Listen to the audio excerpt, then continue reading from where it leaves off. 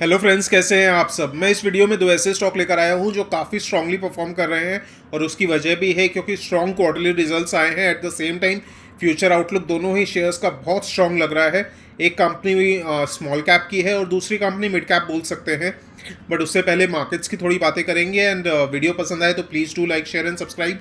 And eight the same time आप Telegram channel भी join कर सकते हैं, वो फ्री फॉर ऑल है।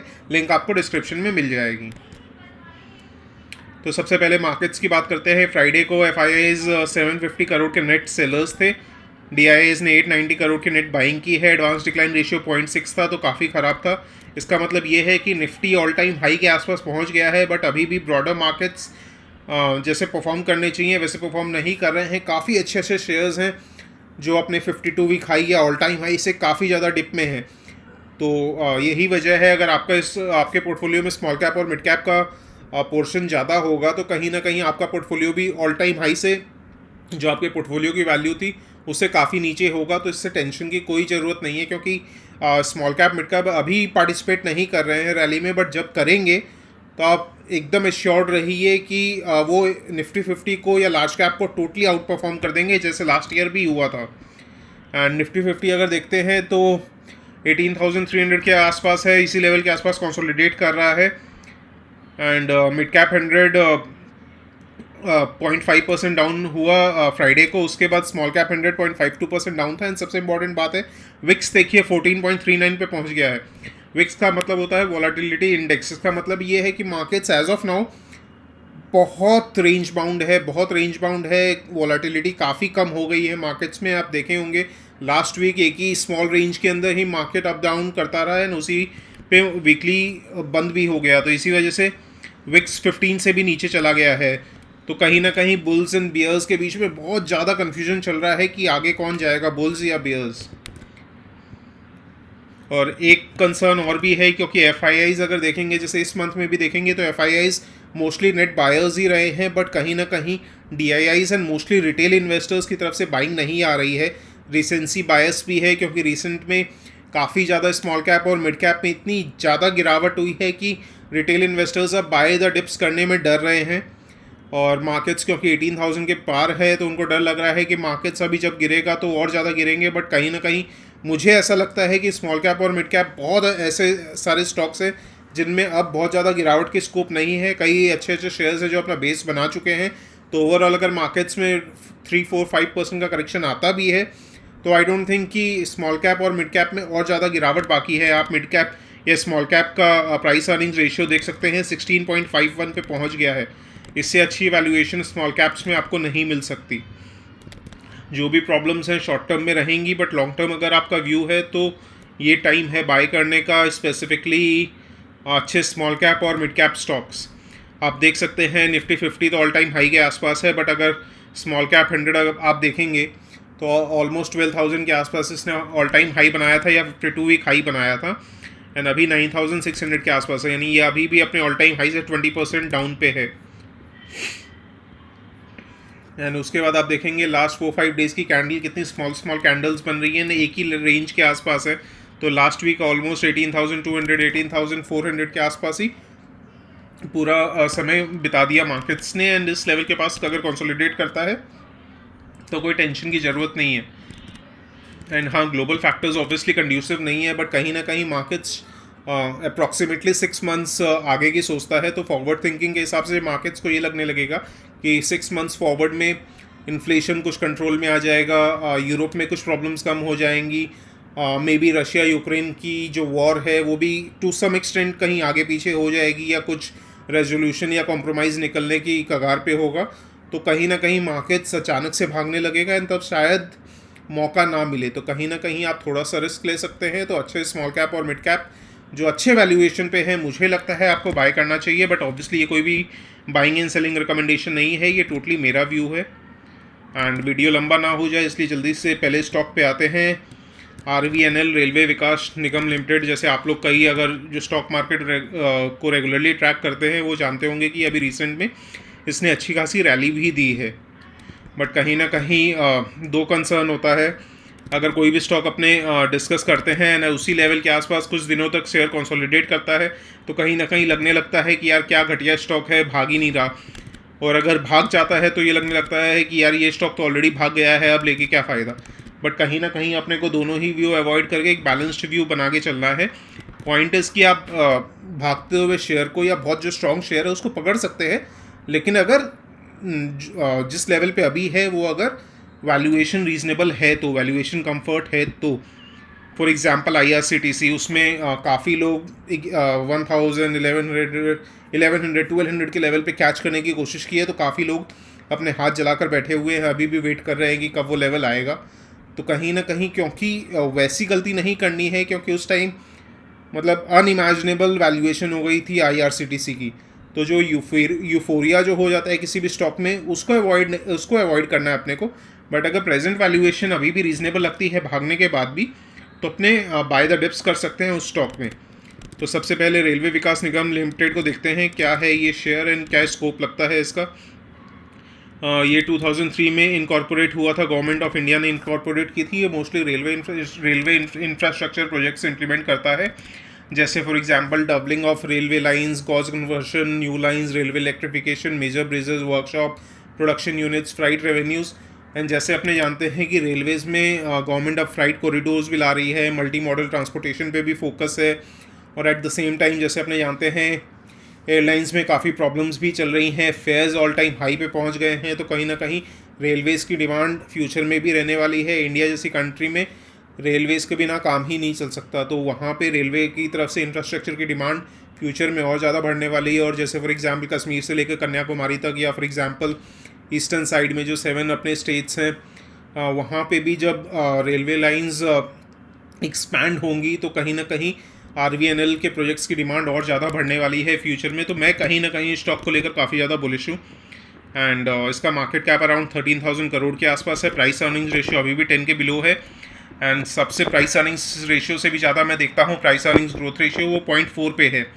तो वो काफ़ी इंश्योरेंस दे रहा है कि वैल्यूएशन अभी भी बहुत रीजनेबल है। गवर्नमेंट ऑफ इंडिया की कंपनी है, तो rate of return on capital employed, return on equity थोड़ा सा लोअर साइड पे है, बट अगेन 17% एंड अराउंड 20% उतना भी ख़राब नहीं है। एंड बुक वैल्यू आप देखेंगे अराउंड 34 है, and current market price around 63 है, तो price to book value around 2 है या 2 से भी कम है।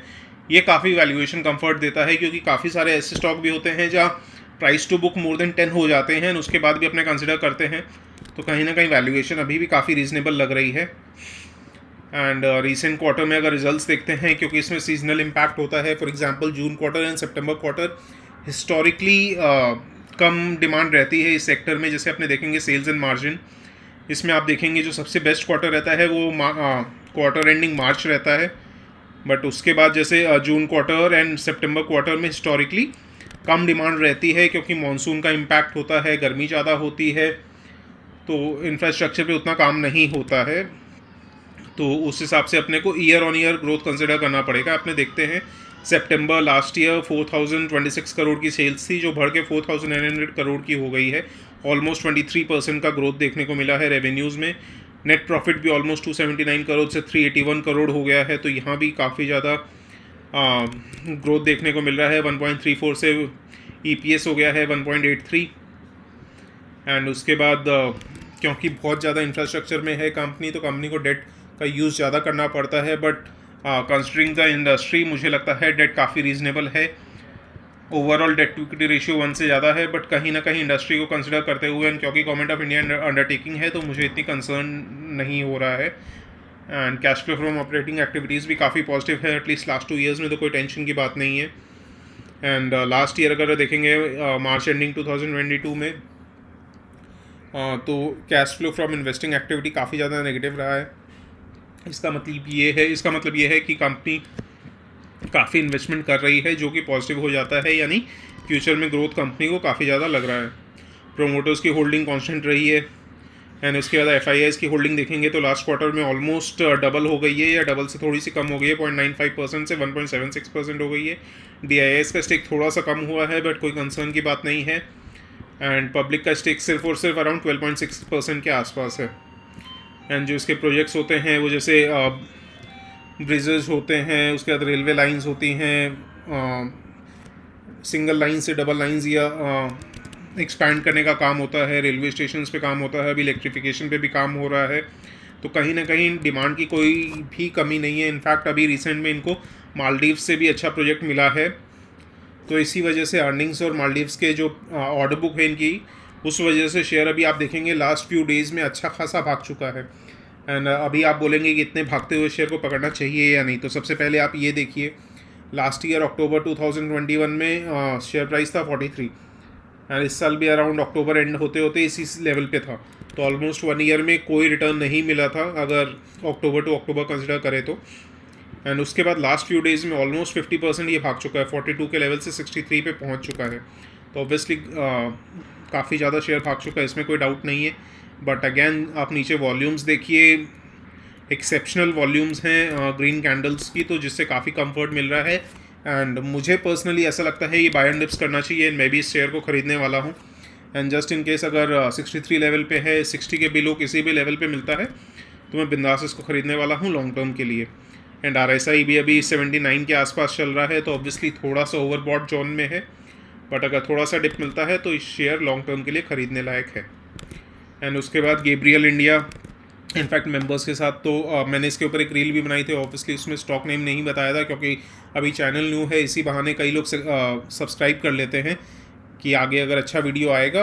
अदरवाइज़ क्या होता है कि काफ़ी लोग चैनल देखते हैं, वीडियो देखते हैं, बट सब्सक्राइब नहीं करते। स्पेसिफिकली उनका व्यू क्या होता है कि ये चैनल में तो 3K या 3.5 के सब्सक्राइबर्स ही हैं, इस चैनल में कोई दम नहीं है। बट वो ये भूल जाते हैं कि कोई भी बड़ा चैनल स्टार्टिंग में छोटे से ही होता है, तो इसीलिए मैंने नहीं बताया था। बट मेंबर्स के साथ डिस्कशन हो गया था एंड उनको स्पेसिफिकली बोला भी था कि जो 172 लेवल के आसपास है वो काफ़ी इंपॉर्टेंट सपोर्ट है इसका, एंड वहाँ पे बाइंग कंसिडर की जा सकती है। एंड एक ही दिन में 172 से 182 में जंप आ गया है इस शेयर में। एंड ये मोस्टली जो काम करती है, वीडियो को ज़्यादा लंबा नहीं करेंगे, इसका जो मेन फोकस है शॉक एब्जॉर्वर्स बनाती हैं। शॉक एब्जॉर्वर्स, इसकी जो प्राइमरी रेवेन्यूज़ आती हैं वो 2 व्हीलर्स एंड 3 व्हीलर्स से 65% आती है अराउंड, पैसेंजर व्हीकल से 22%, एंड अभी रेलवेज़ एंड कमर्शियल व्हीकल से भी 11% आने लगी है। तो कहीं ना कहीं ऑटो सेक्टर में अपने को अच्छी खासी डिमांड देखने को मिल रही है। इलेक्ट्रिक व्हीकल्स आ रहे हैं, स्पेसिफिकली 2 व्हीलर्स 3 व्हीलर्स, तो वहाँ से अच्छी खासी डिमांड आ रही है शॉक एब्जॉर्वर्स की। एट द सेम टाइम अब ये रेलवेज़ को भी टारगेट कर रही है। एंड रेलवेज, जैसा आप लोग सब जानते हैं कि रेलवेज़ में स्कोप बहुत ज़्यादा है आगे, इलेक्ट्रिफिकेशन होगा, कोचेस बदले जा रहे हैं, रेलवे लाइंस एक्सपैंड हो रही हैं, नेटवर्क्स एक्सपैंड हो रहे हैं, तो उस वजह से मुझे लगता है कि रेलवेज से भी अच्छी खासी डिमांड होने वाली है। और शॉक एब्जॉर्वर्स ऐसी चीज़ है कि जो क्लाइंट्स के साथ लॉन्ग टर्म रिलेशनशिप्स होते हैं। ऐसा नहीं है कि एक बार ऑर्डर दिया एंड दोबारा भूल गए, क्योंकि शॉक एब्जॉर्वर्स रेगुलरली रिप्लेस करने पड़ते हैं, जैसे रेलवेज़ को भी रिप्लेस करने पड़ते हैं। और स्पेसिफिकली जो साइज़ होती है, जो लेंथ होती है, वेट होती है, वो स्पेसिफिकली कस्टमर स्पेसिफिकेशन के हिसाब से बनाया जाता है। तो ये लॉन्ग टर्म रिलेशनशिप होती है। तो कहने का मतलब ये है कि रिपीट परचेजेस अच्छी खासी होती है। एंड उसके बाद मार्केट देखें, मार्केट कैप देखेंगे तो अराउंड 26 करोड़ के आसपास है। प्राइस अर्निंग्स रेशियो 21.4 है, कंफर्टेबल है।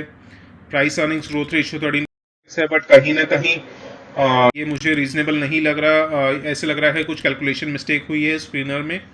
एंड उसके बाद रिटर्न ऑन कैपिटल एम्प्लॉयड 17.6 है, रिटर्न ऑन इक्विटी 12% है, बट थोड़ी सी लोअर साइड पे है। एंड उसके बाद बुक वैल्यू देखेंगे तो 57 है। Again price to book value 3 के आसपास है, कंफर्टेबल है, कोई प्रॉब्लम नहीं है। एंड लास्ट फ्यू क्वार्टर्स अगर देखते हैं, जून 2021 में 452 करोड़, 590, उसके बाद 606 करोड़, 684 करोड़, 721 करोड़, एंड अभी 803 करोड़। तो कहीं ना कहीं ये कंफर्ट मिल जाता है कि जब कोई भी कंपनी रेगुलरली ग्रोथ दिखाती है। कई बार कुछ कंपनीज होती हैं कि एक क्वार्टर में तो एक्सेप्शनल ग्रोथ दिखा देंगे, नेक्स्ट क्वार्टर्स में वापस से डूब जाएंगी। वैसी कंपनी से ज़्यादा बेटर ये है कि जो कंसिस्टेंटली थोड़ा ही सही बट रेगुलर ग्रोथ दिखा रही हैं। ये कंपनी रेगुलरली ग्रोथ दिखा रही है, ये काफ़ी पॉजिटिव हो जाता है। एंड ओवरऑल जो नेट प्रॉफिट की ट्रेंड है वो भी काफ़ी अच्छी है। आप अगर ईयर ऑन ईयर कंसिडर करें तो 25 करोड़ से 37 crore, quarter on quarter consider करें तो 33 करोड़ से 37 करोड़ हो गई है net profit. And balance sheet देखिए, 2600 करोड़ की कंपनी होते हुए भी बैलेंस शीट बहुत क्लीन है। Debt to equity ratio almost 0 है, वर्चुअली डेट फ्री कंपनी है। 805 करोड़ रिजर्व्स हैं, compare to borrowings almost 12 crore ही हैं। उसके बाद प्रमोटर होल्डिंग अगर देखेंगे दिसंबर 2020 से मार्च 2021 में 2% के आसपास या 2.25% प्रमोटर होल्डिंग इंक्रीज़ हुई थी, ये पॉजिटिव हो जाता है। पहले FIS का स्टेक ज़्यादा था, बीच में कम हो गया था क्योंकि ऑब्वियसली ऑटो सेक्टर की डिमांड काफ़ी कम हो गई थी स्पेसिफिकली कोविड के टाइम पे। एंड अभी auto sector strongly bounce back कर रहा है, तो कहीं ना कहीं इसकी जो प्रोडक्ट्स की डिमांड होती है वो ऑटो सेक्टर से डिराइव होती है, जिसको डिराइव डिमांड भी बोला जाता है इकोनॉमिक्स में। तो 1.38% से 2.57% हो गया FIS का स्टेक। DIAs ने भी रिसेंट क्वार्टर में अपना स्टेक इंक्रीज़ किया है, 9.26 से 11% हो गया है। पब्लिक का स्टेक कम हुआ है, ये पॉजिटिव हो जाता है। एंड इसके जो कस्टमर्स हैं वो TVS, Bajaj, ampere electric vehicles को भी अच्छा खासा टारगेट करने लगी है, तो ये काफ़ी पॉजिटिव हो जाता है। एंड उसके जैसा आप देख सकते हैं, या डैम्पर जिसको बोलते हैं, यह एक तरह का शॉक एब्जॉर्बर होता है रेलवे कोचेस के लिए। एंड जो वंदे भारत एक्सप्रेस है, इलेक्ट्रिक लोकोमोटिव्स है, वहाँ पे भी कंपनी अच्छा खासा टारगेट करने लगी है, तो ये काफ़ी पॉजिटिव हो जाता है। इन की रेलवे कस्टमर्स तो ऑब्वियसली जो रेलवे रिलेटेड कंपनीज हैं वो वहीं BML लगा लो, चाहे इंडियन रेलवेज़ लगा लो, but at the same time ये अब बांग्लादेश रेलवे और श्रीलंका रेलवे से भी डिमांड मिल रही है, तो अगैन ये कंपनी के लिए काफ़ी पॉजिटिव हो जाता है ही। इसका मतलब ये होता है कि फ्यूचर में डिमांड अच्छी खासी रहने वाली है। अगर आप इसका जो ब्रॉडर आउटलुक देखेंगे टेक्निकल टर्म्स में, तो कप एंड हैंडल का पैटर्न बना है, जिसका ब्रेकआउट अराउंड 170 लेवल के ऊपर आ रहा था, एंड इसने झटके से एक बार ब्रेकआउट दिया, 180 लेवल पे पहुंच गया। उसके बाद आप लास्ट 2 डेज़ या इनफैक्ट जो लास्ट ग्रीन कैंडल है उससे पहले वाली 2 रेड कैंडल्स देखेंगे तो थोड़ा सा प्रॉफिट बुकिंग आया एंड 172 लेवल पे आ गया। तभी मैंने जो मेंबर्स हैं, मेंबरशिप आप कंसिडर कर सकते हैं, व्हाट्सएप मेंबरशिप भी मिलेगी उससे आपको, तो उन मेंबर्स के साथ डिस्कस हुआ था कि ये 172 लेवल पे बहुत इंपॉर्टेंट सपोर्ट पे है, क्योंकि रिटेस्ट कर रहा है ये ब्रेकआउट देने के बाद। एंड रिटेस्ट जब भी कोई भी स्टॉक करता है तो रिटेस्ट लेवल जो होता है वो बाइंग के लिए बहुत अच्छी अपॉर्चुनिटी होती है, क्योंकि वहाँ से लेवल भी अच्छा मिल जाता है अपने को जिस लेवल पे बाइंग करना है, और चांसेस काफ़ी हाई रहते हैं कि ये रिटेस्ट करने के बाद वापस राइज करेगा। एंड जैसे अपने देखते हैं फ्राइडे को इसने ऑलमोस्ट 5% राइज किया है, तो जो भी 172 173 के पास लिए होंगे वो ऑलरेडी 5% प्रॉफिट में बैठे होंगे इसमें। क्योंकि कप एंड हैंडल का पैटर्न का ब्रेकआउट दिया है, तो अप्रॉक्सीमेटली जो इसकी नेक लाइन है वो अराउंड 170 के आसपास है, एंड यहाँ जो बॉटम बना था इसका कप का वो अराउंड 100 या 110 के आसपास बना था, तो ऑलमोस्ट जो ये 60 रुपीज़ का गैप है, तो 170 से अगर 60 ऐड कर देते हैं तो इसका 230 तो टारगेट बन रहा है at least in the next few months. तो ये फिर भी कोई बाइंग एंड सेलिंग रिकमेंडेशन नहीं है, आप लोग के सामने मैंने अपने फैक्ट्स रखे हैं, जो मेरा ओपिनियन है वो रखा है, उसके बाद डिसाइड ऑब्वियसली आपको करना है कि क्या खरीदना है नहीं खरीदना है। ये कोई भी बाइंग एंड सेलिंग रिकमेंडेशन नहीं है। एट द सेम टाइम अभी मैंने न्यूज़ भी पढ़ी है कि सेबी भी अब जो इन्फ्लुएंसर्स हैं या फिनफ्लुएंसर्स जिनको कहते हैं, यूट्यूबर्स जो होते हैं इंक्लूडिंग माई सेल्फ, तो उनको अब रेगुलेट करने का सोच रही है, क्योंकि काफ़ी ऐसा पता चला है जो पंप एंड डंप स्कीम्स होती हैं उसमें जैसे कुछ यूट्यूबर्स, 1-2 यूट्यूबर के नाम तो मैं भी जानता हूँ, जो कंपनी से पैसा लेकर उस शेयर को अपने चैनल पे रिकमेंड करते हैं ताकि उसमें ज़्यादा डिमांड आए एंड वो शेयर आर्टिफिशियली मैनिपुलेट किया जा सके। तो सेबी भी काफ़ी ज़्यादा रेगुलेट कर रही है, इस वजह से बहुत इंपॉर्टेंट डिस्क्लेमर है ये, इसको एक फॉर्मेलिटी की तरह मत लीजिए, ये कोई भी बाइंग एंड सेलिंग रिकमेंडेशन नहीं है। आप लोग को खुद अपनी एनालिसिस करनी है, कोई भी डिसीजन लेने से पहले मैं रिस्पॉन्सिबल नहीं होऊंगा आप लोग के कोई भी डिसीजन के लिए। चलिए इसी बात पे वीडियो यहीं एंड करते हैं, सॉरी अगर लंबा हो गया, तो मिलते हैं नेक्स्ट वीडियो में। Thank you so much for joining.